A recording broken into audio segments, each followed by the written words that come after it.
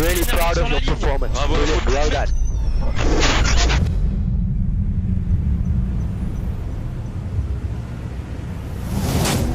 It's a problem that's getting worse. Glaciers are melting at a pace unprecedented in modern times. A problem filtering into sport. I was brokering a deal for Formula One, and the deal didn't happen in the last minute because the sponsor had concerns about the sustainability credentials of the sport. So I thought, we have a problem. Every problem needs a solution. My dream is that every car in the world is electric one day. We had this big idea to create a new championship, a green championship. The idea of Formula E was born. The challenge now to make it happen. Initially, I thought, this will never work. I didn't know whether that could be possible. It was going to be slow. Admittedly, we were a little skeptical. It wasn't going to have the emotion and passion. We had no cars, we had no cities, we had no teams, we had no drivers, we had absolutely nothing. Slowly but surely, the key players came on board. The most important sponsor that we ever had in Formula E was Julius Baer. It's never been done before. It is ambitious, it is innovative. And from day one, we said, okay, we're in. I helped to bring two teams. He convinced me that the environmental story was an excellent one. And so, from Lucas's perspective, this is going to be one part of the future of motorsport. And then we needed good drivers. So then I helped to create a list. It catched my interest, and I thought, okay, maybe this could be cool. When I drove the car the first time, I was positively surprised. It was the best move I've made in my career. 3 years after it was conceived, could the dream to create the world's first single-seater electric race series come true? And if so, what would it mean for the future of motoring? Do we believe in topics like global warming? Do we believe that the future is electric? If there isn't that belief, I think you cannot be credible in embarking on the platform. 20 years, I think combustion motorsport will be not accepted anymore. In 2050, we might be the only motorsport that exists.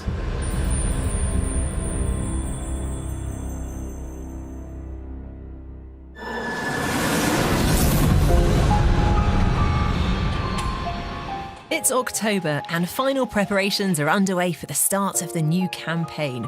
Familiar faces and some new ones are about to embark on Formula E's fourth and biggest season so far. Our partners and sponsors, they look quite clever, right? Because they made an investment early into Formula E. I mean, if you ask Julius Baer, for example, they're here since the beginning when no one was here. It's like if you're a member of a club and you're the first. Now everybody wants to be in this club. So the number one member looks pretty smart.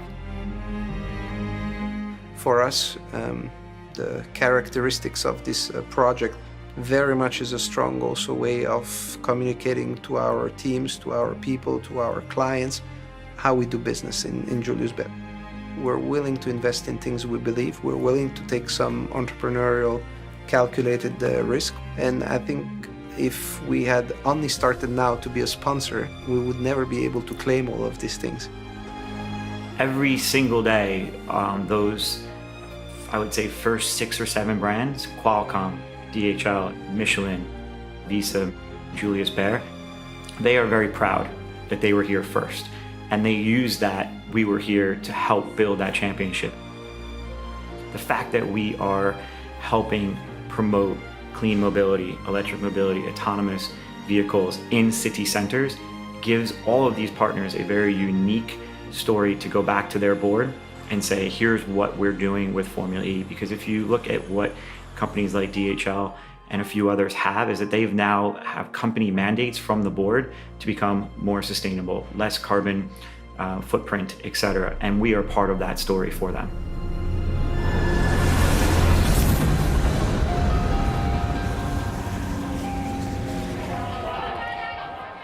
But what a short story it might have been had events turned out differently 3 years earlier on day 1 of the championship.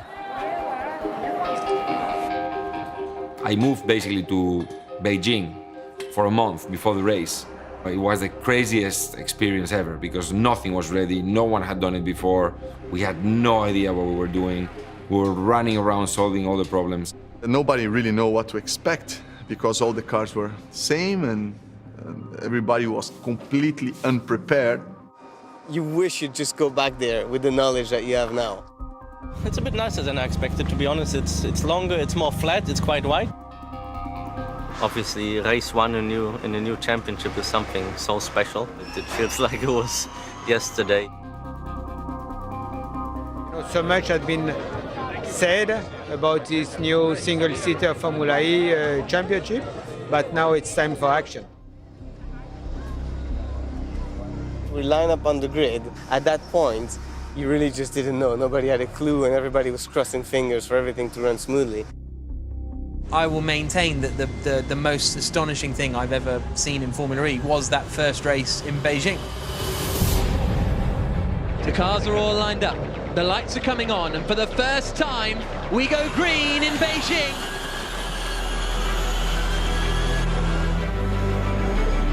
And it was a proper motor race. And suddenly it was like, wow, this is it, this is here. You've been working for, 2 years flat out to get to that moment. Everything is going fine.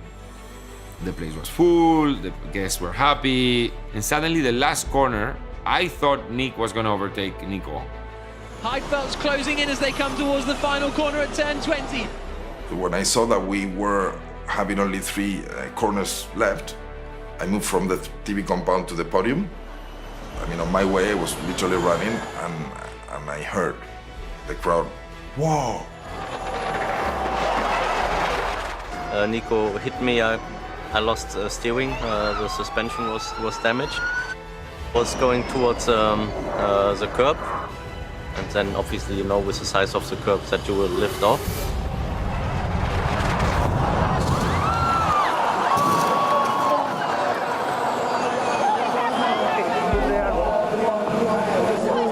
I think I was in P5 or P6 at the time, and I could see a ton of dust and sort of stuff being thrown up in the air. I had no idea it was a racing car. It felt like forever from the moment of liftoff to hitting the barrier. Then I was still with my eyes closed and was sort of waiting. I thought, when will I land? Then I was just hoping, actually. I was just a passenger. It is not unfeasible that this could have stopped the whole show. I thought, this is unbelievable. I hope, first of all, that Heidfeld is safe. When I saw the image and the driver it wasn't coming out for whatever reason, I thought that my whole dream was over. The Nick Heidfeld accident was a make or break moment for the championship. If something would have gone wrong, probably Formula E would have ended there in that minute. When I opened my eyes and I was upside down, I waited a few moments because I thought the marshals maybe would turn the car around, and when that didn't happen, I crawled out of the car. And there is Nick Heidfeld clambering out of his Venturi car. It's good to see. Suddenly we saw this hand coming out of the cockpit and go like this, and I said, okay, we're good. And I think we might have a bit of a conversation here between these two. When I saw the guy coming out, I said, well, that's the best thing that could ever happen to us. Even if you kind of write it down to see what will be the perfect ending to one race, you couldn't even imagine on such a perfect ending, and they did it. Obviously, it was watched by so many people that probably wouldn't have watched Formula E or motorsport in general, and the crash was so big that it was put on the map. The crash showed that it was not a show, it was a sport. People really fighting hard to get that position. Lucas Di Grassi just was handed the first ever victory in a Formula E race, which is kind of a destiny thing, but there you go. Just by that race taking place, that was a huge statement. And that's what attracted the attention also of other big investors around the world. We were looking for a big investor, a strategic investor, because of course we were running out of cash again. 3 or 4 times we were this close from falling down to the ground.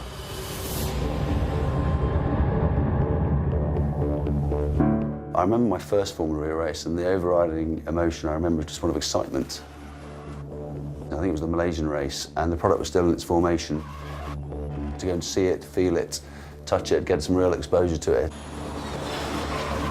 They really wanted to bring a digital, innovative, technology-driven mindset. Liberty Global are very active in all forms of content and entertainment, particularly sport. We have sports networks all over Europe, and then that transpired to be an opportunity for us to invest and actually become part owners of the business as well as be active partners. So the promise of a new partner. But by race 5, more were needed. Miami was really the big test. We had 3 different investors who wanted to come on board. The problem was that we didn't have the cash to survive long enough to wait for the 3 of them. I remember I had to kind of almost pay from my pocket the planes to take the cars from here to Miami. We didn't have any money. I had this meeting with our local operator in Miami, and they told me that we were missing 3 or 4 concrete walls. I remember I wake up in Miami in the morning of the race. I had like 5 missed calls from Alberto. I called him. I said, "What's up?" He says, "We haven't got the track." That was 6 a.m. in the morning. The free practice was starting at 8. I said, "What are you talking about? The track is not finished." I said, "It's race day. We've sold 30,000 tickets." You can imagine my Latin passion. I went a little bit quite over reps, let's put it this way. And all my investors were coming for the first time. And the deal wasn't really closed. Very happy to be in Miami. We are a little bit overwhelmed by the demand, by the attention, by the momentum. I remember that was a kind of a tense morning. We had to cancel the first free practice. We had to cancel the second free practice. At that stage, I really thought that we were even gonna have to cancel the whole race. We had a lot of walls at the end of the pit lane, so I told them, listen, why don't you move this one to the critical area? We managed exactly with 5 minutes of time to close the track. And a huge mistake like that one could have caused us, basically closing the gate, you know, and not having Formula E anymore, Qualifying ahead of the 5th round of this FIA Formula E Championship is soon to get underway here in Miami. The race was great, but, you know, that was pretty close.